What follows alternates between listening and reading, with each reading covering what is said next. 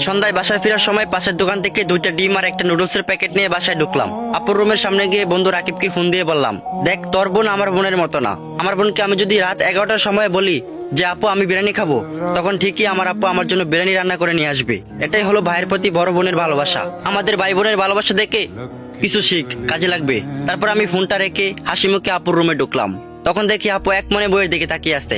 আমি একটু কাশির আওয়াজ করতেই আপু আমার দিকে তাকিয়ে বলল, আমাকে কি তোর গাড়ির টিউবের মতো মনে হয় যে তুই হাওয়া দিবি আর আমি ফুলবো? কয়েকদিন পর আমার পরীক্ষা, এখন আমার চোখের সামনে থেকে যা, আমি কোনো নুডলস আনতে পারবো না। আমি তখন নুডলস আর ডিমগুলো আপুর বিছানায় রেখে বললাম, আমার ফ্রেশ হতে 10 মিনিট সময় লাগবে, ততক্ষণে আশা করি হয়ে যাবে। আপু তখন চিৎকার করে বলল, বান্দর, আমি বলছি না আমি পারবো না। আমি আর কিছু না বলে আপুর রুম থেকে সরাসরি চলে আসলাম। আমি ঠিকই জানি আপু 10 মিনিট পর আমার জন্য নুডলস রান্না করে নিয়ে আসবে। পরদিন সকালে আমার গার্লফ্রেন্ড শ্রাবণীর সাথে দেখা করতে যাব, অথচ আমার হাতে একটা টাকাও নাই। আমি তখন আপুর রুমে গিয়ে দেখলাম আপু ব্যালকনিতে ফুল গাছে পানি দিচ্ছে। আমি তখন আপুর পাশে গিয়ে বসলাম এবং বললাম যে আপু, তুই জানিস আমি তোকে কতটা ভালোবাসি। আপু তখন বিরক্তিকর চোখে আমার দিকে তাকিয়ে বলল, আমি এখন তোর কোনো ময়লা কাপড় চোপড় ধুতে পারবো না, আর আমার হাতে এখন একটা টাকাও নাই। আমি তখন অসহায়ের মতো আপুর দিকে তাকিয়ে বললাম, তুই সবসময় আমায় ভুল বুঝিস। যাই হোক, তোকে একটা কথা বলতে এসেছি। গলির মোড়ে একটা লোক অর্কিডের চারা গাছ নিয়ে বসে আছে, আর একটা অর্কিডের চারা 100 টাকা করে মাত্র। যদি পারিস কিনে নিয়ে আয়, আর যাওয়ার সময় সাবধানে যাস, কারণ পাশের বাড়ির আজিজ আঙ্কেলের কুকুরটা রাস্তায় ঘোরাঘুরি করছে। তুই তো আবার কুকুর দেখে ভয় পাস। আপু আমার কথা শুনে খুশিতে আত্মহারা হয়ে বলল, আমার সোনা ভাই, তুই একটু কিনে এনে দে, আমি কুকুরটাকে অনেক ভয় পাই।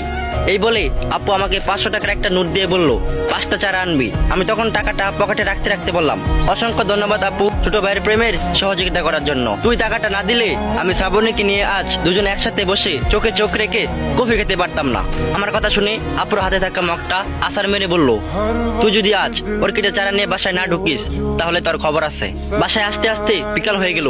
আপুকে কোথাও দেখছি না, হয়তো ছাদে হাঁটাহাঁটি করছে। বাবা মা দেখছিলাম কি বিষয় নিয়ে জানি আলোচনা করছিল। আমাকে দেখা মাত্রই চুপ হয়ে গেল। কিছুক্ষণ পর আম্মু আমার রুমে এসে বলল, অনেকদিন ধরে তুই কোথাও বেড়াতে যাস না, যা কয়েকদিনের জন্য তোর নানু বাড়ি থেকে ঘুরে আয়। আম্মুর কথাগুলো শুনে আমার কাছে স্বাভাবিক মনে হচ্ছিল না। কয়েকদিন আগেও আমি নানু বাড়ি থেকে ঘুরে আসলাম, অথচ আবার বলতেছে যাইতে। আমি তখন আম্মুর দিকে তাকিয়ে বললাম, আজ সন্ধ্যায় আপুকে দেখতে আসবে তাই না?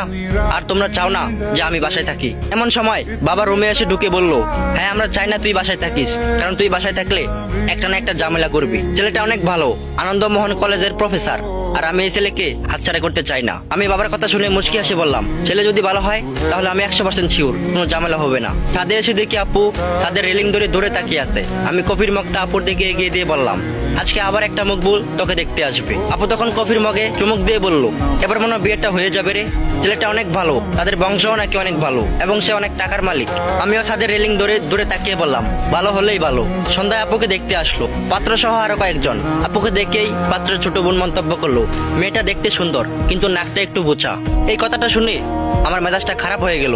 আব্বু হাসি মুখে তাদের সাথে কথা বলছে আর আমার দিকে মাঝে মাঝে তাকিয়ে দেখছে। পাত্রের বড় বোন বলল, তুমি অত্যাধিক ফর্সা, আর অধিক ফর্সা মেয়েদের দেখলে মনে হয় তার রক্ত শূন্যতায় ভুগছে। আমি তখন কিছু বলতে যাব, তখন খেয়াল করে দেখলাম আম্মু আমার হাত শক্ত করে চেপে ধরে রেখেছে। ছেলের মা তখন বলল, মেয়ে আমাদের পছন্দ হয়েছে। তখন বাবা ও মা খুশিতে বলল, আলহামদুলিল্লাহ। এমন সময় ছেলে বাবা বলল, আমাদের কোনো ডিমান্ড নেই, আল্লাহ আমাদের অনেক দিয়েছে। তবে শুনেছি চরপাড়াতে আপনারা নাকি একটা 4তলা বাসা তৈরি করেছেন, সেখান থেকে একটা ফ্ল্যাট ছেলেকে উপহার হিসেবে দিয়ে দিলেন, আর নতুন একটা ফ্ল্যাট সাজাতে যেসব আসবাবপত্র লাগবে এগুলো দিয়ে দিলেন আর কি। এগুলোকে আবার যৌতুক মনে করেন না যে, কারণ এইগুলোতে তো আপনার মেয়েই থাকবে না। এসব কথা শুনে আর চুপ করে থাকা যায় না। আমি তখন হাসতে হাসতে বললাম, হ্যাঁ অবশ্যই দিব, তবে আমাদের কিছু আবদার আছে। ছেলের বাবা তখন অবাক হয়ে বলল, কি আবদার? আমি তখন ছেলের বাবাকে বললাম, আমার বোনের পায়ের নুপুর থেকে মাথার টিকলি পর্যন্ত সবকিছু হীরার হতে হবে, এবং যে ফ্ল্যাটে আমি আমার বোনকে দিব ওই ফ্ল্যাটে শুধু আমার বোন এবং তার হাজবেন্ড থাকতে পারবে, অন্য কেউ থাকতে পারবে না। এবং নির্দিষ্ট একটা সময়ে আপনি এবং আপনার স্ত্রী নিজেদের ইচ্ছায় বৃদ্ধাশ্রমে চলে যাবেন, কারণ আপনাদের সেবা আমার বোন করতে পারবে না। আমার মুখের কথা শুনে পাত্র রেগে গিয়ে বলল, তুমি কি আমাদের অপমান করছো নাকি? আমি তখন মুচকি হাসি বললাম, যাদের কোনো মান সম্মানই নেই তাদের আবার অপমান কিভাবে করে? আপনাদের মতো কিছু ছোট লোক আছে যারা বিয়ের নামে মেয়েদের বাড়িতে গিয়ে ভিক্ষা করে। পাত্রীর ছোট ছোট বোনের দিকে তাকিয়ে বললাম, আয়নায় আগে নিজের নাকটা দেখে তারপরে অন্যজনের নাক নিয়ে মন্তব্য করবেন।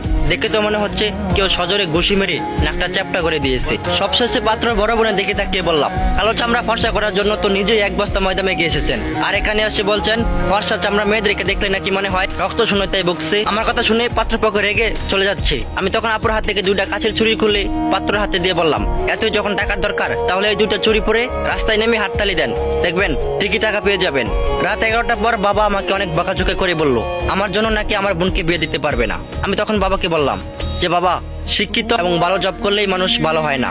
বাবা হিসাবে তোমার যতটা দায়িত্ব আছে ঠিক ততটাই ভাই হিসাবে আমারও দায়িত্ব আছে আমার বোনকে সুখে রাখার। কোনো ছোট লোকের কাছে বিয়ে দিয়ে আমি আমার বোনকে কষ্ট পেতে দেব না। আমি চাই আমার বোনকে এমন একজন বিয়ে করুক যে আমার বোনকে সম্মান করবে, আমার বোনের চোখের জল ফুটে নামার আগেই মুছে দেবে। যতদিন পর্যন্ত ওই রকম ছেলে পাবো না ততদিন পর্যন্ত আমি আমার বোনকে মাথায় তুলে রাখবো। বাবার রুম থেকে বের হয়ে দেখি আপু দরজার আড়ালে দাঁড়িয়ে কান্না করছে।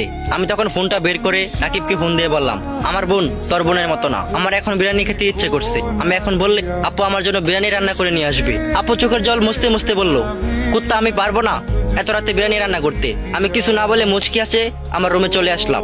আমি ঠিকই জানি কিছুক্ষণ পর আপু ঠিকই আমার জন্য বিরিয়ানি রান্না করে নিয়ে আসবে। আর এভাবেই ভালো থাকুক পৃথিবীর সকল ভাই বোনের সম্পর্ক। बता दे